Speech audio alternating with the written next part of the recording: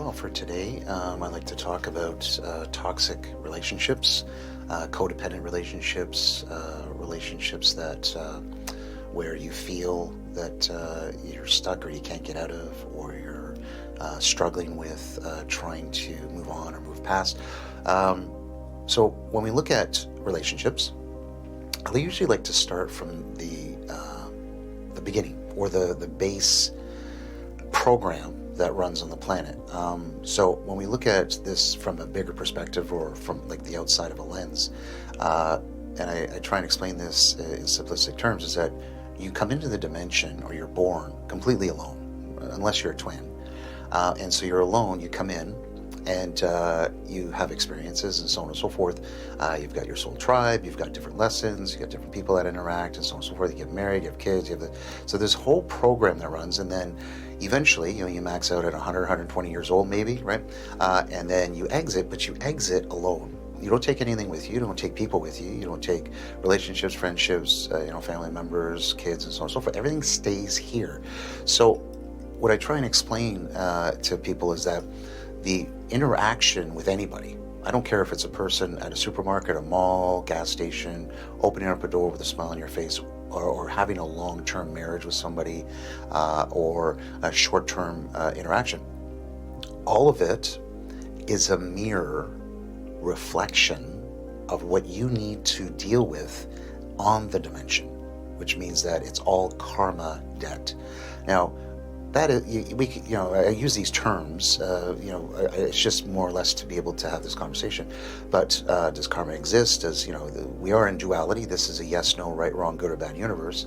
The law of attraction, when you get into like attracts like and so on and so forth. But when we look at relationships, if you had two dreamers living together, you'd be homeless in an hour, right? So you got to have the opposites. We've heard of these terms, and opposites attract. But when we have people that basically, when you get into scenarios of relationships that could be feeling like a setup, or feeling as if you've struggled, or there was like a one-sided dynamic to it where you're doing everything and all the work and the other person is just feeding off of the dynamic of the relationship, where it's always just me, more, and so on and so forth. Well, at the end of the day, that person is actually there as your greatest gift in order for you to stand up, for you to speak your truth or stand in your truth, or to move on and move past. And a lot of times when we get into this scenarios of feeling things, sensing things, you get into the intuition, you get all these different labels like soulmate and twin flame and all these different types of, scenarios of the dynamic of a relationship. I don't really like to get too much into the labels, but yeah, we are a soul collective. Collective meaning that there's one frequency here, having an experience of what it's like to be in separation.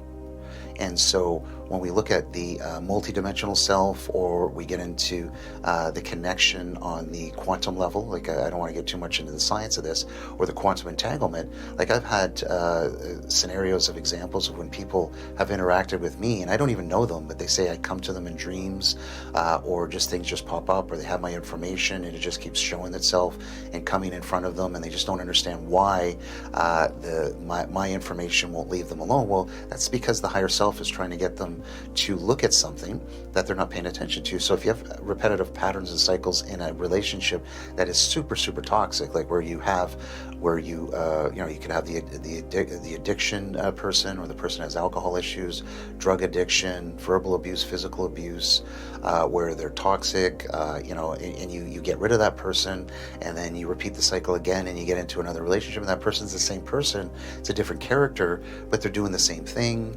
And then you do this two or three times, you start to get really cynical, or feeling that relationships are just not for you. Well, what we have to look at is that there's a pattern there. And that pattern is based on soul lessons. So if you want to take this as a school for souls, and the soul is actually learning certain lessons, and you're basically getting triggered, or you start to notice the lesson after you've been tested.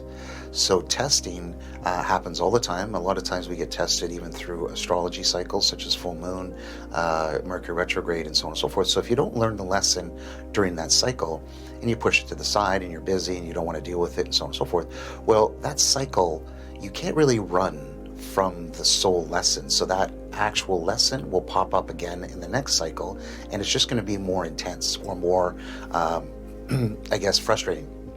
Or you'll just feel as if you're stuck. And so you got to start to notice how the cycles start to, I guess, become more amplified.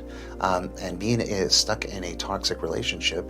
And I've been in relationships before where I was giving the person chances after chances after chances after chances, because I have an innate lesson inside of me that it's not my job to fix or save anybody. And that's what I felt like I was doing in certain relationship scenarios.